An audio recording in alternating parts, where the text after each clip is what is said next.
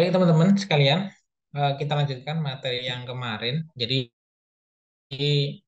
setelah kita tahu bahwasanya bisnis internasional itu sangat penting di dalam eh, roda perekonomian, baik perusahaan maupun untuk negara itu pun juga penting. Nah, jadi yang berikutnya adalah sebelum kita melakukan penjualan atau bisnis ke negara lain, kita perlu tahu budaya negara tujuan itu seperti apa.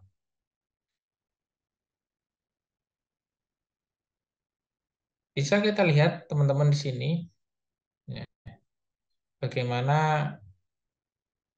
eh, kesukaan, bagaimana apa namanya, contoh film kartun yang berasal dari dari berbagai negara, ya kan? Beda-beda dari negaranya. Nah, itu menunjukkan bahwasanya praktek bisnis global itu pun juga berbeda-beda. Ya, produk global dan juga negara tujuan itu pun berbeda. Ya. Jadi ketika kita bicara tentang contohnya eh, Amerika, ya kan, film kartunnya berbeda dengan film yang lain, ya kan. Contoh lagi adalah contoh adaptasi yang dilakukan oleh perusahaan-perusahaan besar. Ya. Contohnya adalah di Starbucks dan juga di eh, McD. Ya. Starbucks di Asia itu pun sangat besar sekali dibandingkan Starbucks di Amerika sendiri. Dan itu pun ada beberapa yang melakukan penyesuaian. Nah, kita lihat di China, ya kan, Starbucks-nya bentuknya seperti ini. Ya, ada ornamen-ornamen Cinanya, ya kan, bentuknya pun juga berbeda. Nah, sama halnya seperti di McD, ya, McD di India itu pun tidak bisa untuk makan daging sapi. Meskipun di sana juga ada banyak eh, penganut agama lain selain Hindu, ya kan? Tetapi sebagian besar atau budayanya itu masih menghormati bahwasanya daging sapi itu tidak untuk dikonsumsi. Nah, seperti itu. Di India itu ada semacam sensus juga bahwasanya eh, agama, agama di sana itu beraneka ragam. Ya. Beraneka ragam karena memang banyak sekali di India itu termasuk 1 miliar orang berada di India, ya kan? Dan keseluruhannya itu beda-beda untuk agamanya. Ada yang beragama mayoritas 80% itu adalah agama Hindu. Ya, ada juga yang 13% itu adalah agama Muslim. Ya. Kristiani juga ada 2,3, ya kan? Sikhs, Buddhis, Jains, dan juga yang lain, ataupun yang tidak menganut agama pun atau agama leluhur itu pun juga ada, ya, 0,1%. Tapi ada banyak. 0,1%-nya pun itu sudah 727.000 orang. Ya kan?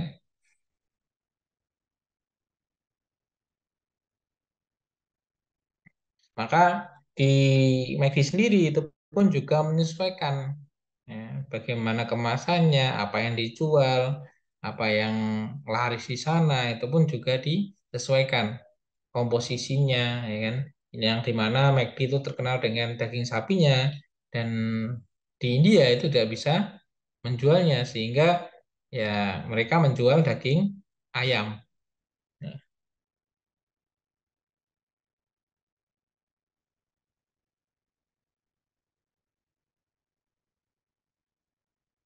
Nah, jadi eh, penyesuaiannya pun itu juga bisa berhasil dan tidak. Karena McD pun juga mengalami dilema di India. Ya. Di selatan berhasil, di utara tidak berhasil. Nah,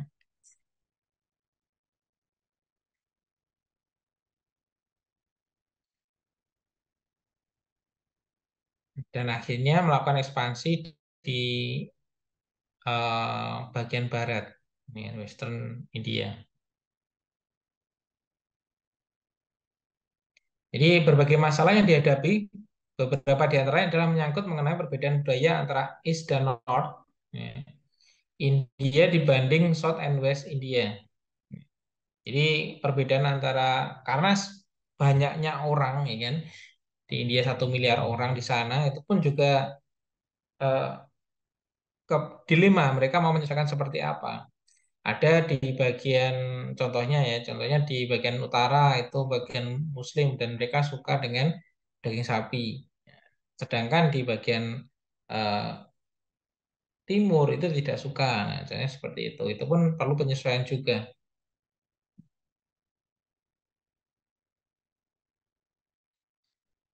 Nah, ada lagi contoh yang lain itu adalah Starbucks. Nah, Starbucks itu menyesuaikan benar-benar menyesuaikan dengan budaya yang ada di setempat, ya budaya setempat. Nah, Starbucks itu berhasil melakukan ekspansi di Cina. Nah, karena mereka sudah membuka 1.300 toko di 48 kota, ya kan, yang telah melakukan kerjasama dengan wilayah, ya, 3 partner wilayah. Tidak adanya eh, iklan, ya,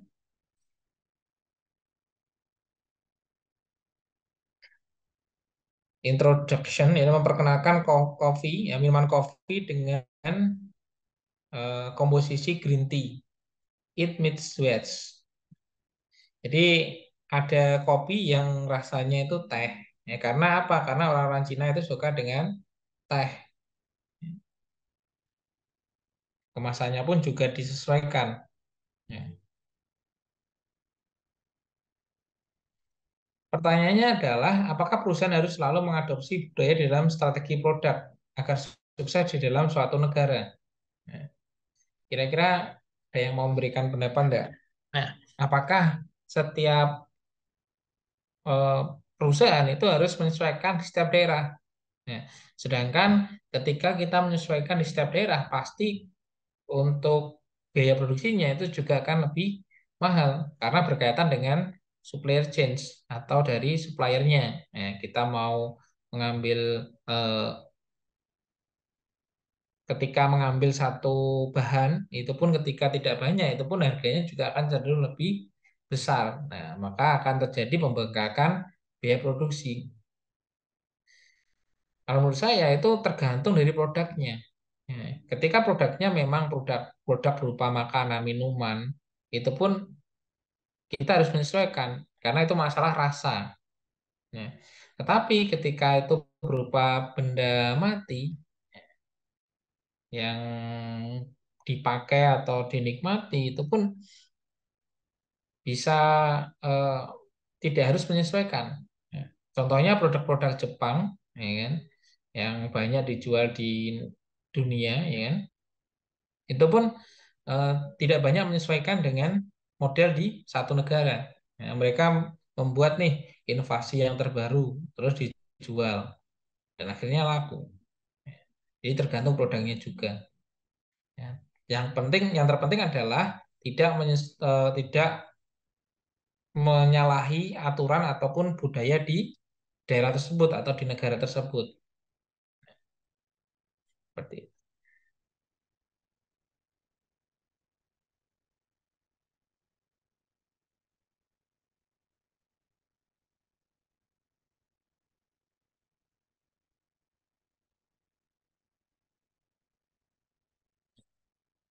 Jadi eh, adanya budaya, ya, budaya adalah semacam eh, nilai atau sistem di dalam nilai, ya, di mana di dalamnya ada norma dan juga agama, politik, filosofi, ekonomi, filosofi, pendidikan, bahasa, sosial, struktur itu pun akan berbeda-beda. Ya. Jadi di satu, kenapa kok Contohnya di Indonesia. Di Indonesia pun ketika satu daerah dengan daerah yang lain, itu budayanya berbeda. Kenapa demikian? Karena kebiasaannya berbeda, terus bahasanya juga berbeda, intonasi bicaranya juga berbeda. Jadi ketika teman-teman di Surabaya itu nadanya nada tinggi itu tidak masalah, biasa. Tetapi ketika kita ke Jawa Tengah, contohnya ke Solo, ke Jogja, pun ketika kita mengeluarkan bahasa atau intonasi tinggi, itu pun akan dirasa kurang sopan. Nah, contohnya seperti itu. Padahal di, di Surabaya itu sudah biasa, ya kan? Seperti itu. Di satu daerah pun juga akan ada perbedaan antara eh, orang-orang yang tinggal di perumahan elit dengan orang-orang yang di perkampungan. Nah, itu pun akan berbeda juga biasanya atau budayanya. Maka diperlukan penyesuaian dari produk kita.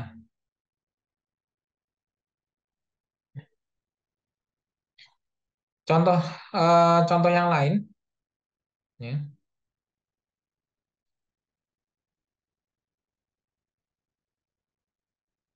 kita kita lihat di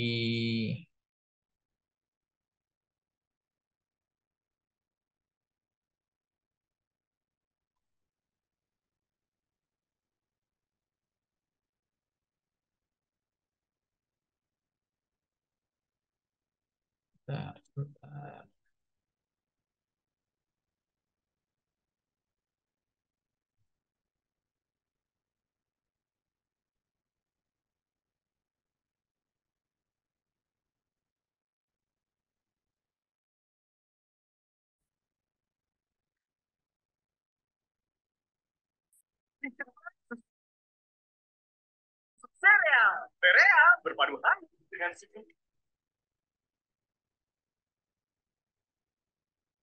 Hmm.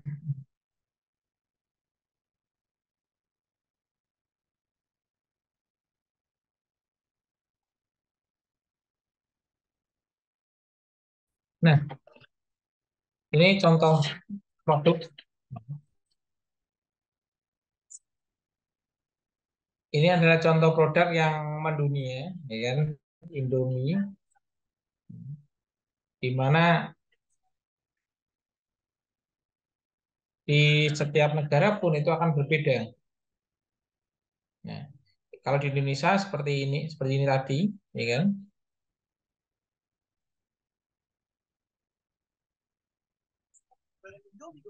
Kalau di Arab itu pun berbeda, ya. Untuk kontennya juga berbeda, untuk desainnya juga berbeda, ya. Untuk logonya juga berbeda, Indomie.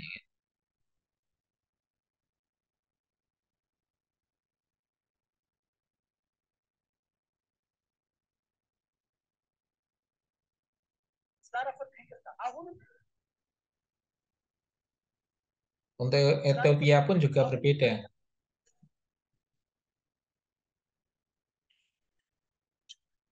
Ukurannya juga berbeda. Ini lebih besar banget.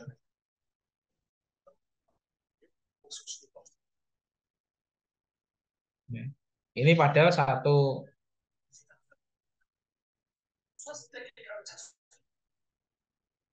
ya, porsinya juga berbeda.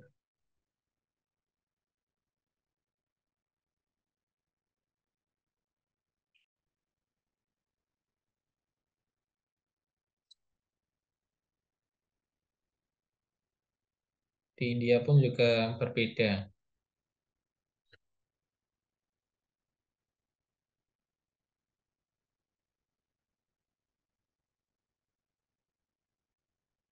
Jadi ini menunjukkan bahwasanya memang ketika kita bicara tentang budaya, ya kan, itu akan berbeda. Ya, cara berbicaranya berbeda, untuk komunikasinya juga berbeda, maka kita perlu menyesuaikan. Contohnya di India ini pun mie-nya juga berbeda. Ini lebih kecil apa namanya untuk mie-nya, ya kan?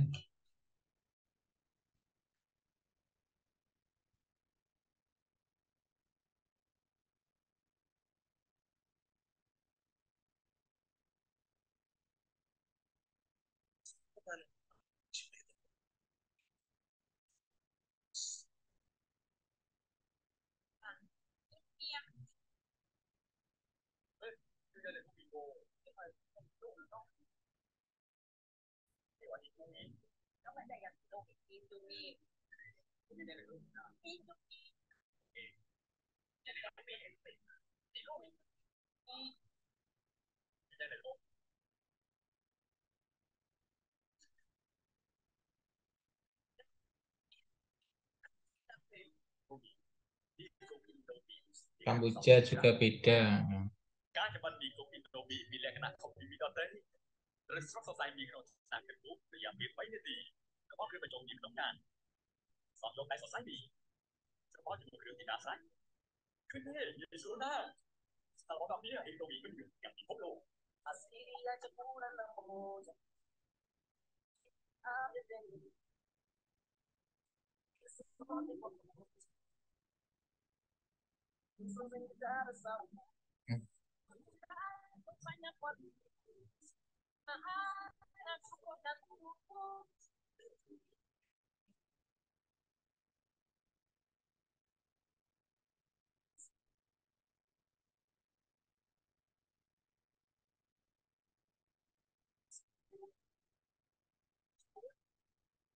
Ukurannya jauh lebih besar, 120 gram.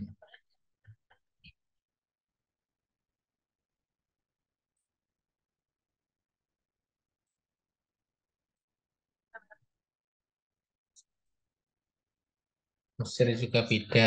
Ya.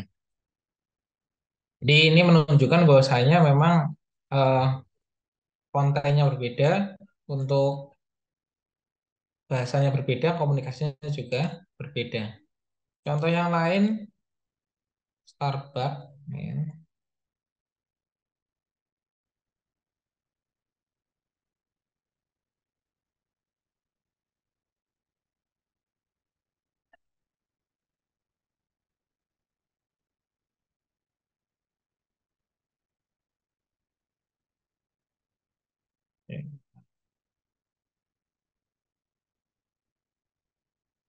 Nah, ini contohnya Starbucks yang ada di Swiss, ya, yang ada di kereta, ya, kan?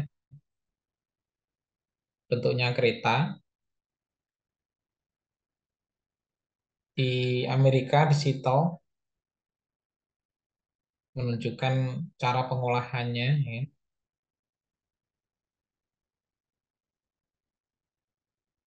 Di Bali itu pun juga berbeda, ya.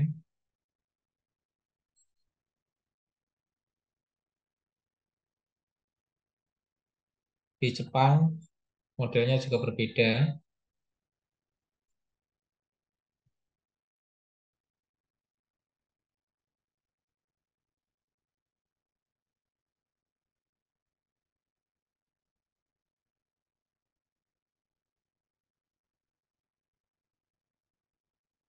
Di Milan, di Taiwan, ya.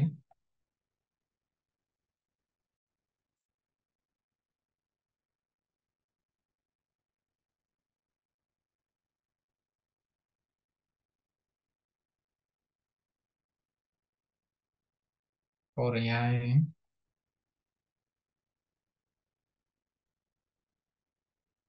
Di Jepang pun juga berbeda, Fukuoka dengan Kyoto tadi.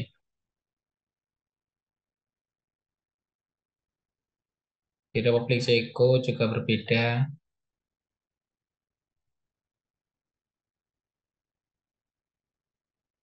Di Dubai juga beda, ya.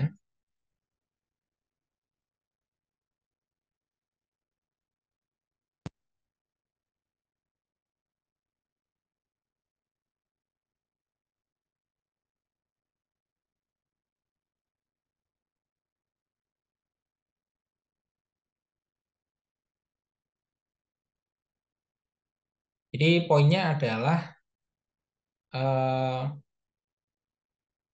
ketika kita produk makanan ini kita wajib untuk menyesuaikan diri agar lebih kompetitif. Ya. McD pun juga sama, itu pun juga bisa. Nah, ini pun juga salah satu contoh ya asesmen ketika kita ingin melakukan atau mengetahui bagaimana budaya di norma, ya, value dan juga etikanya.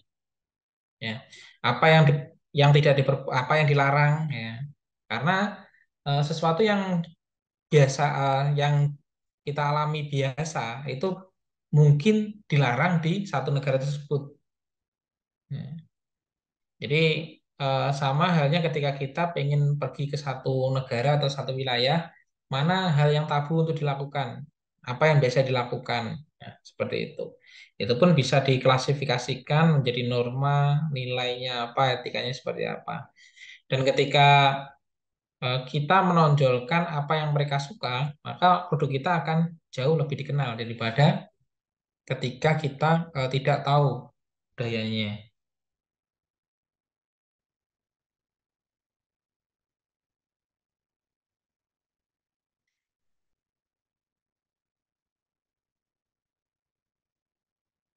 Asesmen yang kedua adalah contohnya ini. Nah, negara tujuannya mana? Contohnya adalah Singapura yang dekat sini. Barang yang diekspor itu adalah contohnya kalau di Singapura itu ekspornya buah-buahan, nah, buah segar atau ikan ikan segar itu pun bisa. Nah, ketika kita lihat di Singapura itu mayoritas agamanya apa? Nah, apakah eh, produk kita itu ada produk-produk yang tidak diinginkan di eh, Singapura? Nah, misalnya seperti itu. Sosial strukturnya seperti apa, politikalnya seperti apa, ekonominya seperti apa, edukasinya seperti apa, language-nya seperti apa, itu bisa kita eh, deskripsikan, bisa kita lihat, bisa kita eh, amati. Ya. Jadi mana kebiasaan-kebiasaan yang biasa dilakukan, mana yang tidak.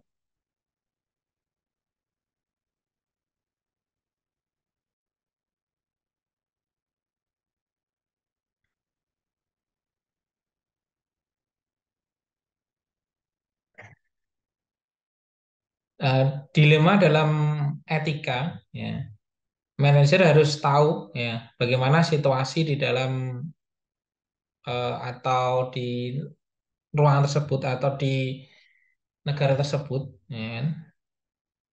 Jadi bagaimana mereka melakukan alternatif-alternatif atau menyesuaikan diri dengan eh, produk yang dijual,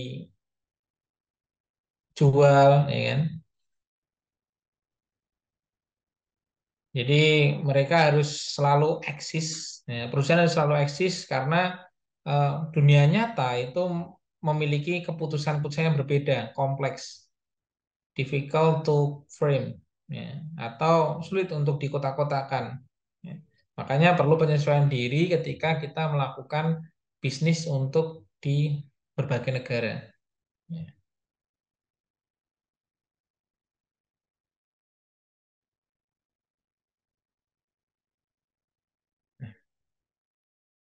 The root of unethical behavior, ya, ya, determinant of ethical behavior. Ya.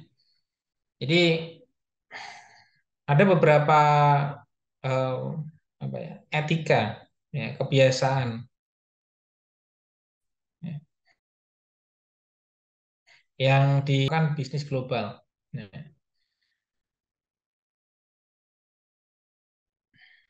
Jadi mulai dari proses pemberian keputusan, leadership, ya, unrealistic performance expectation, organization culture, personal ethic, dan lain sebagainya. Itu pun perlu dipertimbangkan. Nah, video terkait etika berbisnis global itu contohnya di Eskim aja. Ya, kita lihat bersama-sama.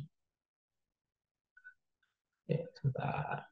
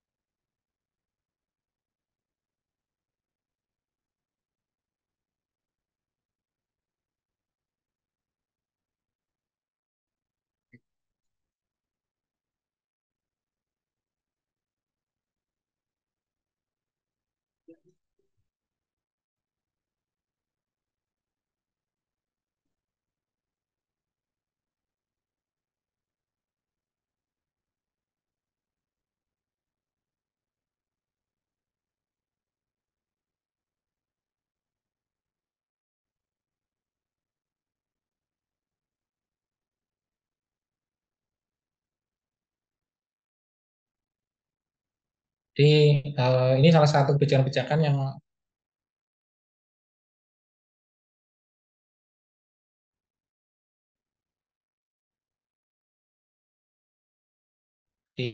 dilakukan ya, perusahaan ya contohnya AEC ini melakukan hemat ya kan, melakukan efisiensi di Beijing ya, kelompok pengawas ketenagakerjaan Cina mengisyaratkan pabrik-pabrik Foxconn melanggar hukum ya, perburuan yang berlaku di negara tersebut ya. Foxconn adalah pabrikan perakit Apple iPhone ya. Tak heran Apple langsung melakukan penyelidikan sendiri dan mengakui bahwa beberapa dugaan yang dilayangkan kelompok pengawas ketenagakerjaan di Cina, Foxconn di Cina itu melakukan praktek semacam apa ya, outsourcing. Jadi di sana itu 50% tenaga kerjanya itu tenaga kerja sementara. Padahal kebijakan dari pemerintah Cina bahwasanya hanya diperbolehkan 10% pekerja yang sementara. Ya, sisanya harus diangkat menjadi pegawai tetap. Nah, itulah pentingnya kebijakan di satu negara. Untuk apa? Untuk melindungi pekerjanya agar tidak keluar masuk perusahaan. Ya, itu akan menjamin kehidupan masyarakatnya akan lebih baik. Ya, seperti itu.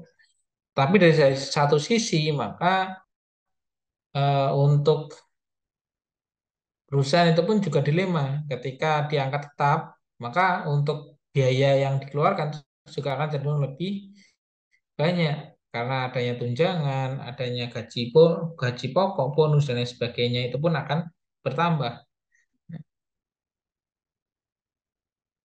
Dan ternyata ya yang dilaporkan untuk pekerjaannya mengharuskan Foxconn mengharuskan pekerjaannya untuk melakukan lembur.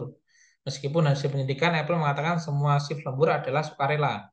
Ya, faktanya beberapa staf yang bekerja lembur terdiri dari pekerja magang siswa yang tidak diizinkan untuk mengambil jam tambahan. Dan ada beberapa eh, pegawainya itu yang tidak terdaftar di eh, sebagai pekerja tetap tadi. Ya.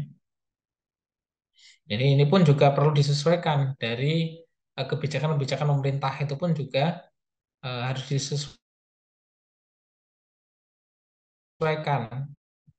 Ya, sesuai itu berbeda dengan negara yang lain, kebijakannya pun juga akan berbeda.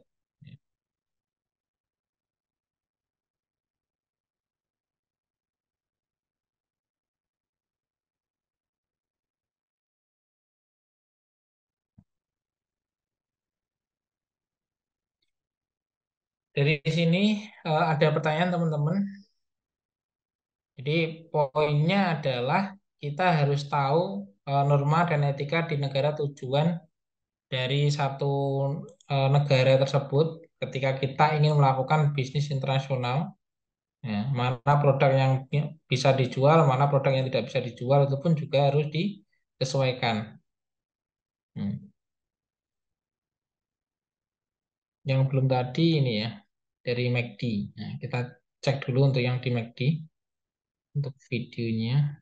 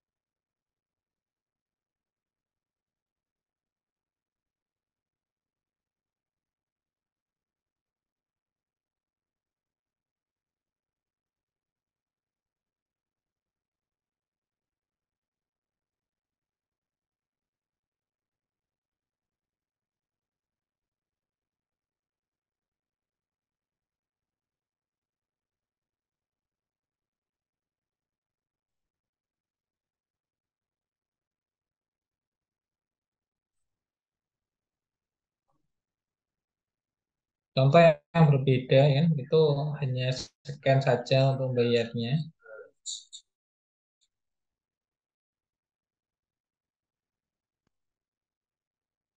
Nah, kalau di Shanghai untuk ayam dikasih madu itu biasa.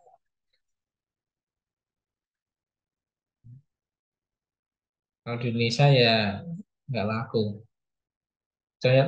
Contoh yang lain di India, ya.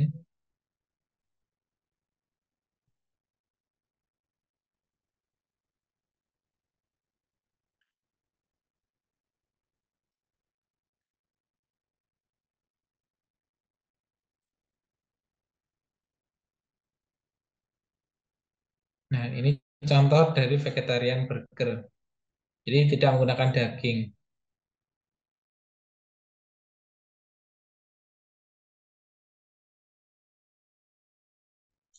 Beda, harus ditaruh di situ, piri-piri fries. Ya, harus dikasih bumbu-bumbu tambahan.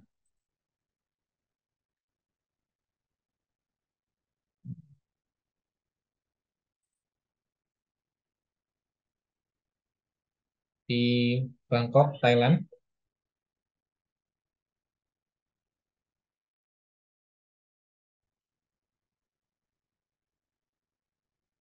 Nah, menggunakan nasi.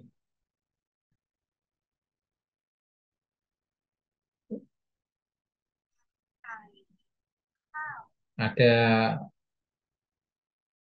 telurnya juga.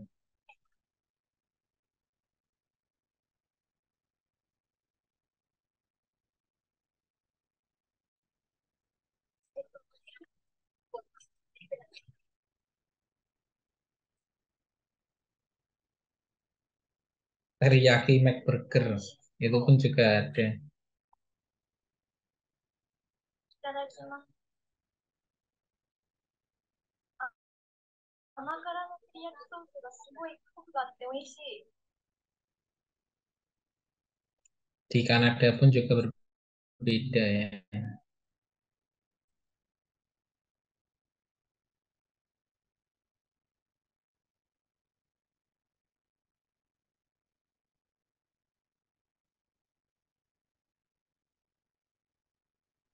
This is poutine. Nah, kentangnya pun juga berbeda. One of its traditions, French fries, cheese curds, and gravy.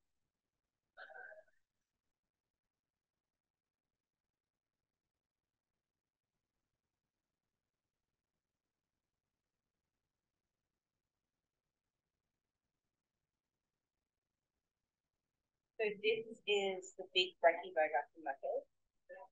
It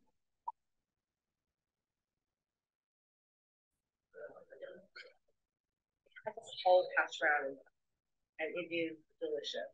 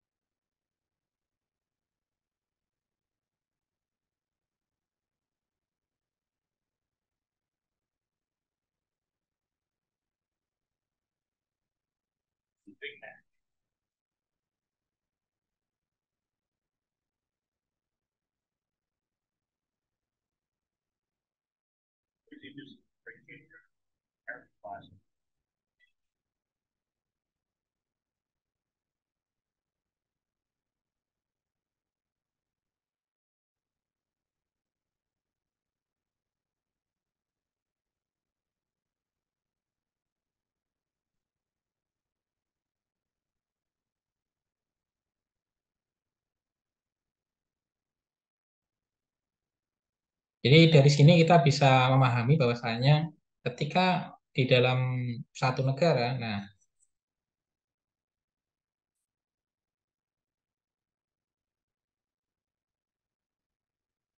Di dalam memahami adanya budaya negara tujuan ini, kita perlu tahu bahwasanya selera satu negara dengan negara lain itu berbeda. Maka kita perlu menyesuaikan diri.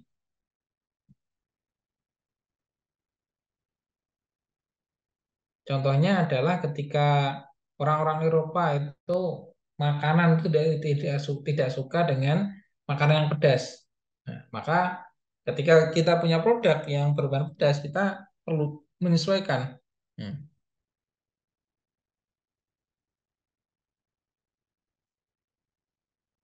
Jadi kebiasaan sosialnya, setiap negara itu memiliki kebiasaan sosial yang berbeda ya, dalam berinteraksi dan berbisnis. Ya. Jadi ketika kita melakukan kebiasaan-kebiasaan sosial ini, contohnya adalah bagaimana cara berjabat tangan di satu negara dengan negara lain itu pun berbeda. Ya, etiket makan atau norma sopan santun, ya, itu pun juga berbeda.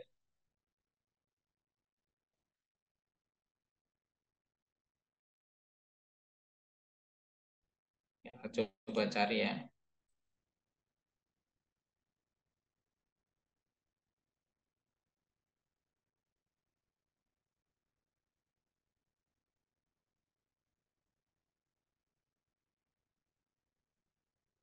Nah, jadi ketika kita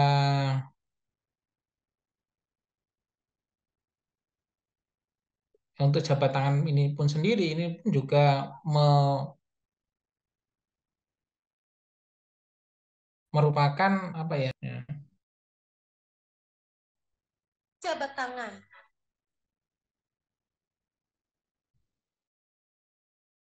Mengetahui kepribadian seseorang sebenarnya bisa dilakukan dengan berbagai cara loh guys, termasuk melihat kebiasaan yang mereka lakukan.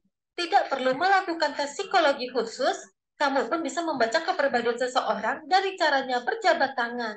Cara berjabat tangan seseorang bisa mengungkap banyak tentang karakternya, termasuk kontrol emosi, kepercayaan diri, hingga rasa hormat terhadap orang lain. Nah, dirangkum dari Brightside, yuk kita coba tes kepribadian berikut ini. Simak video ini sampai akhir ya. Channel ini dan jangan upload berjabat tangan dengan kedua tangan. Jika orang itu berjabat tangan menggunakan kedua tangan dan menutup punggung tangan lawan, itu pertanda orang tersebut menerima dominasi lawannya tetapi ingin berdiskusi. Cara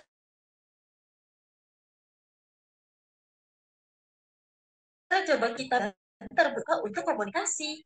Namun, jika tangan kedua diletakkan di atas tangan lawan, itu bisa berarti kurangnya kepercayaan sebagai bentuk pertahanan diri. Jabat tangan yang dominan.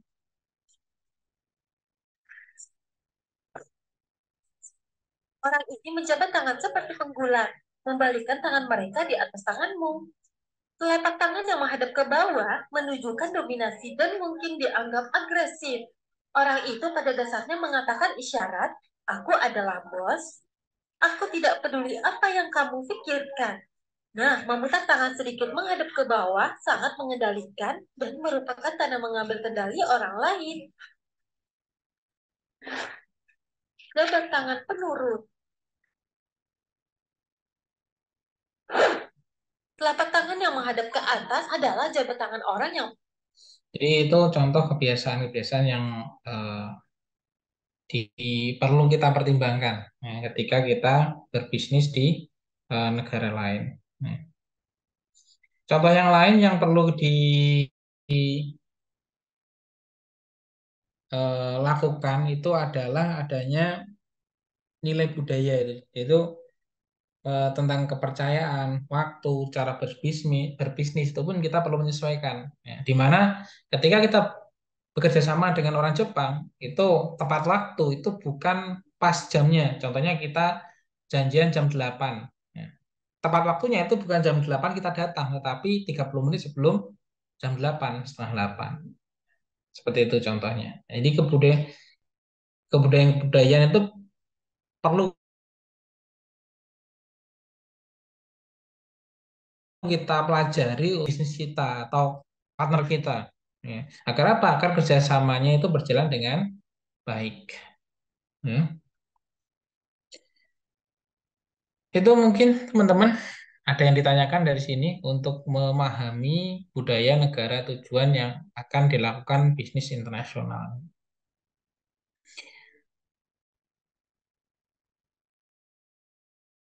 Tidak ya? Kalau tidak ada, mungkin itu saja teman-teman untuk pertemuan kali ini ya. Semoga bermanfaat. Ada yang belum di absen tadi? Sudah semua ya? Oke, itu saja. Terima kasih. Saya akhiri cukup sekian. Assalamualaikum warahmatullahi wabarakatuh. Selamat malam teman-teman sekalian. Waalaikumsalam Waalaikumsalam warahmatullahi warahmatullahi wabarakatuh. wabarakatuh.